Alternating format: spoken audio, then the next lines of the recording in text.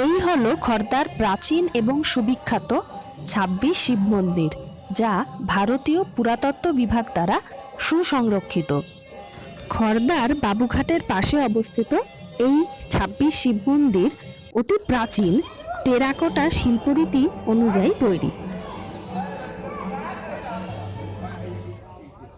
এই মন্দিরগুলির বেশ কিছুই ভগ্নপ্রায়, তাই সেগুলিকে সিমেন্টের দ্বারা বর্তমানে আবার ঠিক করা হয়েছে। আর আজ আমরা এখানে এসেছি পূর্ণিমার গঙ্গারতি দেখতে।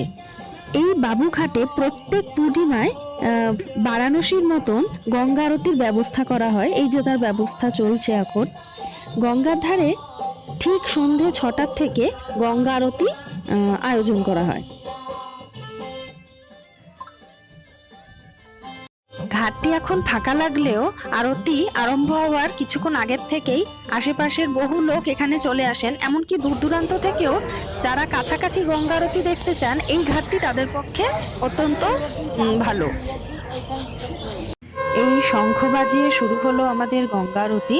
৫ জন পুরোহিত মশাই এসেছেন, তারাই এখন পুজো করছেন। দেখুন কি সুন্দর লাগছে।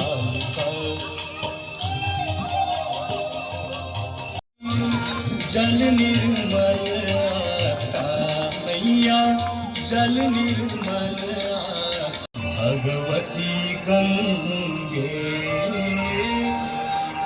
देवी सुरेश्वरी भगवती।